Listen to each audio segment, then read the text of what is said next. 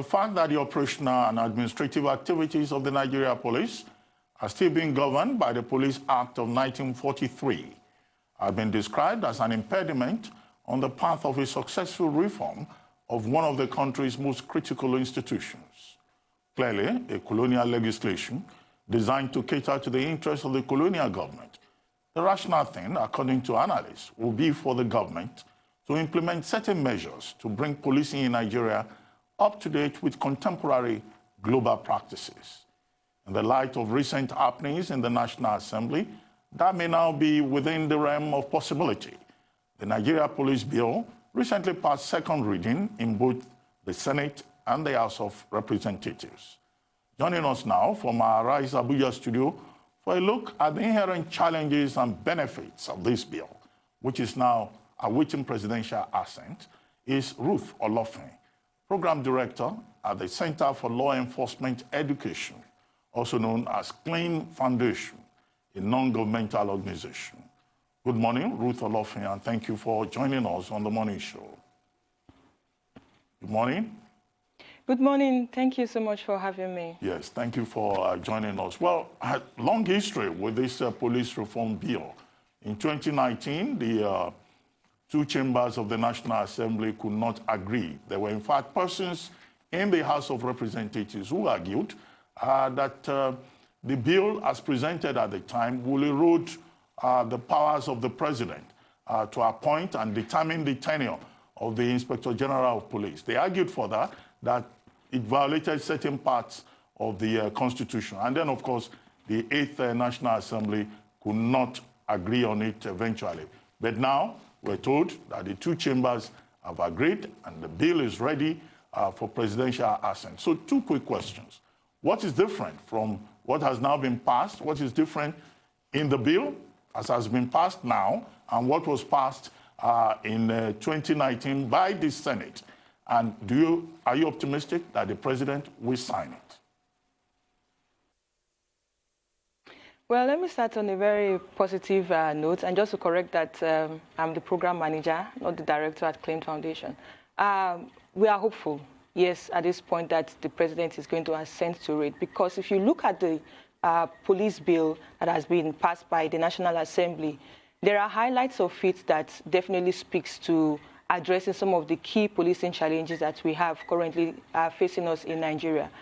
For instance, there were the issues of the appointment of the Inspector General of Police. That was really a thorny issue within the 8th Assembly. But right now, I think we have the consent from both chambers of the National Assembly, and everybody agrees that, yes, there should be some level of protection for the Office of the Inspector General of Police. So this bill, one of the key highlights is that it has a tenure for the Inspector General of Police, a 4-year tenure, within which you are supposed to be in that office and then try to reposition the Nigerian police force. So there are several highlights within the police. One of the innovations that this bill also seeks to address is that the Inspector General of Police, within the 4-year tenure, is not just coming to occupy that seat, but is coming every year to put forward a national policing plan. And that is what we see in other Western climes, and which is, of course, helping them. That is not to say that there are no challenges. But when the Inspector General of Police comes into office and at the beginning of the year has a plan for an annual plan, setting out the priorities of what the police seeks to achieve for that year, I think it's a good measure for, at the end of the day, trying to evaluate how far have we achieved what we set out in the beginning of the year. And then this bill, the key principles of this bill is that it looks at it from the angle of accountability and transparency, partnership between the police and the community, and then between the police and other security agencies. So talk about interagency collaboration. The police, as it is right now, there are lots of issues. The police looks as if it has been alienated from the community. So this bill is really set within the framework of community policing. So you see partnership being emphasized all throughout. What we currently have does not really set out a framework for community policing. So this bill is saying that let's seek to bring the people who you are going to police to the table. You're bringing them, you're asking them critical questions, you're carrying them along even as you police the community. What that does for us is that it also enhances intelligence gathering. So when the police is seen to be closer to the people, regularly have close interaction with the people are also open, to giving out information that pertains to security threats and all that. Again, critically, this bill is looking at the protection of fundamental human rights and fundamental freedom. You and I are aware of the different issues that we have been having in terms of police abuses, police brutality, and sometimes leading to extrajudicial killings. So this bill is emphasizing that there must be fundamental respect. There must be respect for the fundamental rights of the people. The police cannot just arrest. In fact, the beauty about this bill is that there is complementarity of this bill with other legal frameworks. So talk about the Anti-Torture Act, talk about the Administration of Criminal Justice Act of 2015, talk about the gender policy, and even within the police has a gender policy.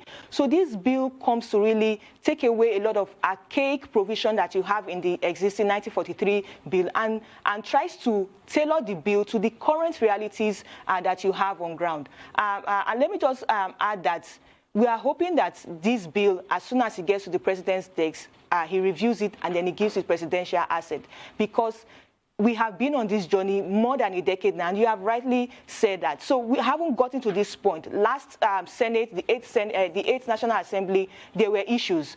We went very far with the Senate, but at the level of the House of Rep, that was not possible. It was really a big blow in the sense that I'm speaking as a civil society practitioner. It was really a big blow because of the different work, the work that has gone into the bill at that time. But we have made history in that the National Assembly, both chambers, are speaking the same language and have been able to synchronize their thoughts into one bill. So we hope that when it gets to the table of the president, it's something that he's really going to assent to.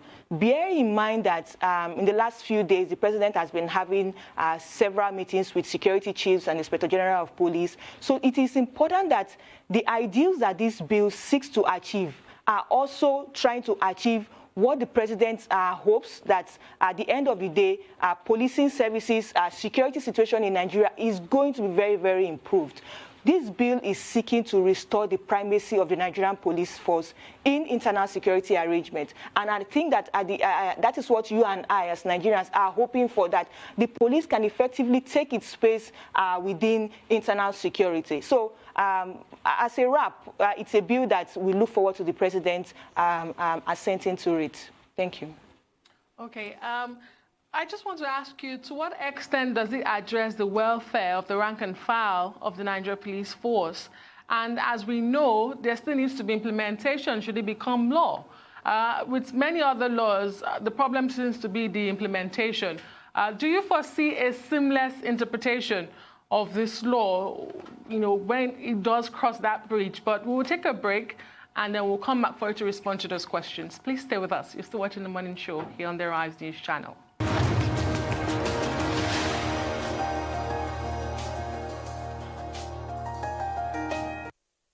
Glad to have you back. You're still watching The Morning Show here on the Rise News. And we have with us from our Abuja studios, Ruth Olofin, who is the program manager for the Center for Law Enforcement Education CELEN Foundation, talking about the police reform bill in Nigeria. Thank you so much for staying with us, Madam Ruth Olofin. And I was asking you before that break, I mean, you've talked about the high points of this bill and, how it will meet the yearnings of the Nigerian public for a reformed police. But to what extent does it address the welfare of the rank and file of the force? And do you foresee a seamless interpretation should President Buhari sign this bill to law? Yeah, so in terms of the welfare of the Nigerian police force, this bill critically makes provisions for, one, that the police should also be on the same payment level with other security agencies. So over time you hear some persons say that, oh, what the police is collecting as salary, is being paid as salary, is far lower than what other security agencies are collecting. And then at the end of the day, you're saying that the police is the forerunner in terms of internal security in Nigeria. So this bill is saying that whatever is paid to other security agencies, the police is equally entitled to it. I'm sure you are aware of the Police Trust Fund that was passed in 2019.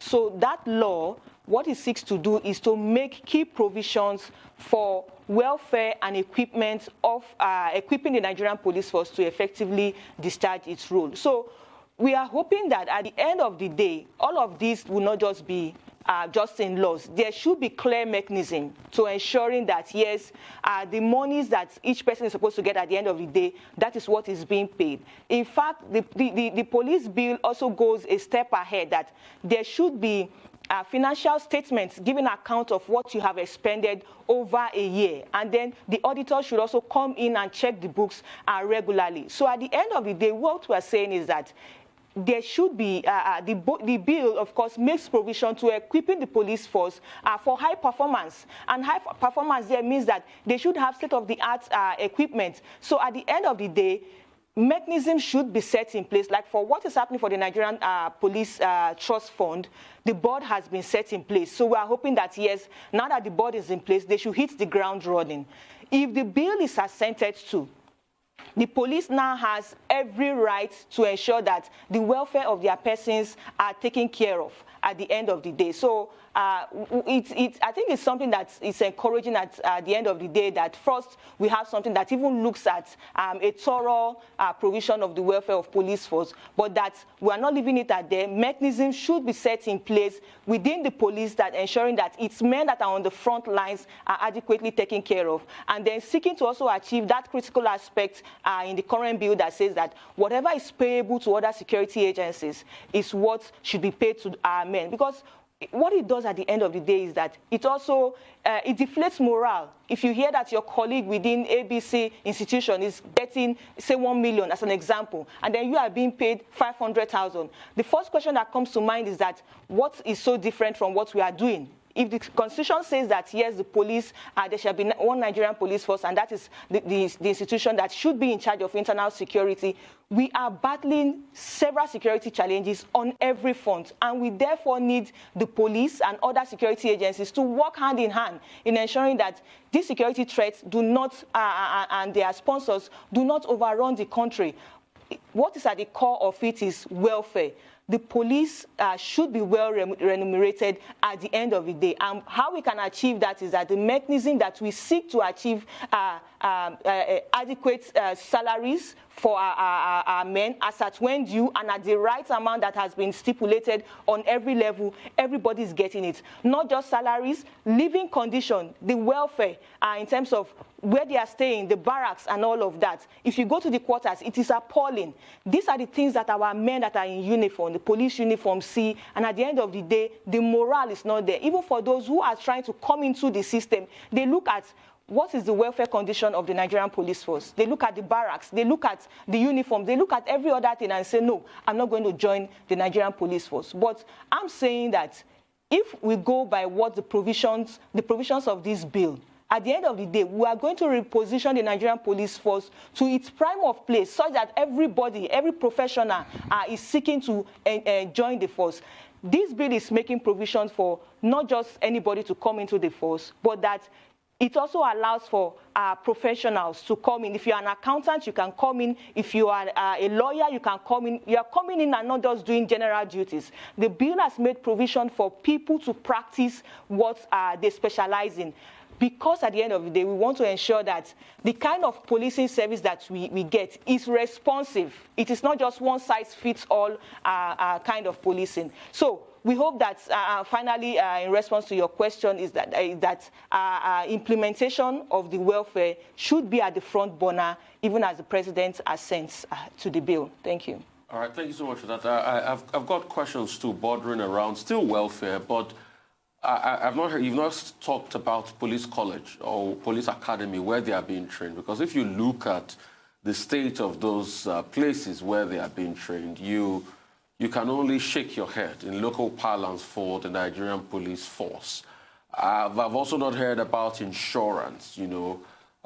Death is almost imminent in the line of duty, you know. You'll have police officers that are trying to guard, you know, the country and they die and protect lives and property. I've not heard any, you know, very viable welfare package for them. I don't know if there's something for them that would at least ensure their children go to school.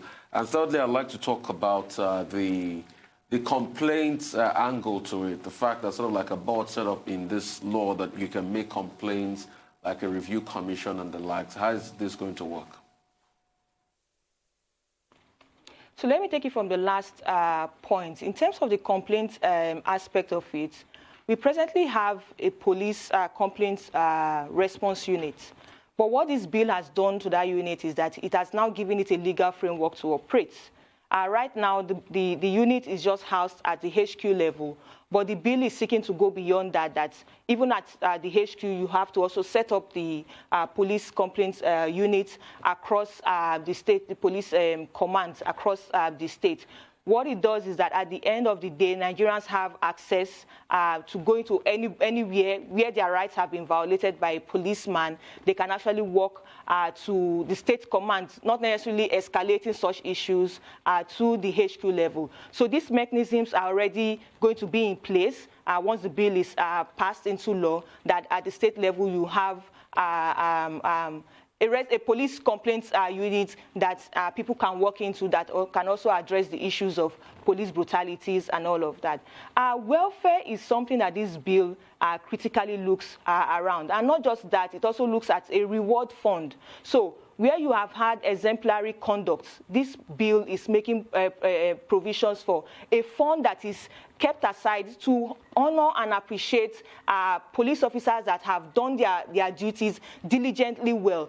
In terms of the training, police training colleges and all that, there's a separate bill that is looking at the police college Woodhill. But overall, this bill, if you go by the provisions of the police trust fund, those training institutions are going to be taken care of. So the police, the several of the training colleges that you have around the country, equipping those places and changing the structures that you have. That is what the Police Trust Fund, which is already a law, seeks to implement. So in terms of reward, in terms of insurance and all that, this bill adequately takes care of all of that. It's really elaborate. It's really elaborate, and that is because you have the yearnings of Nigerians adequately captured there. The various public hearings that you've had, Nigerians are coming forward with what this bill should do. We are not just saying that the police should do this and do that, but we are also interested in how do we also protect them. Yes, if a police officer dies in the line of duty, what should be the remuneration? What should be the arrangement for the families of such persons? So this bill is coming to change everything in totality. I think I quite agree with you that because we have had, because we have a legal framework, a 1943 legal framework that is operating the bill, you and I have sort of seen the police that there is nothing, in terms of welfare, nothing can be done. The situation is so bad. But this bill is doing like a radical change to the whole setup that you have in terms of taking care of the welfare of the police. So there are insurance packages, there are reward packages for the police bill. The Police Trust Fund, which is complementing this, takes care of a whole lot of these issues that you are raising at the moment. I don't know if that also answers your questions. Well, let's go beyond the content of the bill and talk about a larger issue. There are many Nigerians who will say, look, the issue with the police is not reform. That what we actually need is to change the orientation of the police and the very structure of it, and that will require a constitutional amendment as follows. You recall that in the 2014 political conference, there was the recommendation of state police. I'd like to have your thoughts with regard to state police, because there are persons who argue that the idea of community policing, which the bill focuses on at the moment, does not go far enough. That, you know, we should just dismantle the present structure of the police and have state police. What are your thoughts on that subject? Well, the issue of state police is a very thorny issue. But I always say something that if you are talking about state policing, if you are looking at the likes of US, for instance, and you want to borrow the plan of their state policing down in Nigeria, you cannot implement state policing the way other countries are implementing state policing. And just to say, even within in-country, the kind of state policing infrastructure that you have for states like Lagos is going to be different from what you have in places like, say, Yobe, Zamfara, and all of that. That is because, again, the resources are there. These states are not on equal footing when it comes to resourcing. So a state like Lagos, for instance, can have the muscle, the financial muscle to support state policing. The critical thing that we need to bear in mind when it comes to state policing is because, one, the structure of the Nigerian police force, the way it is presently, it is just so high up there. And then you have the argument on the other end that let us try to devolve policing to the lower levels. So the argument again is you give more powers to commissioners of police so that they can adequately police their states. As it is now, so many people feel that policing just stops and ends at the force headquarters. So the question will be that how will the police now devolve police to the people?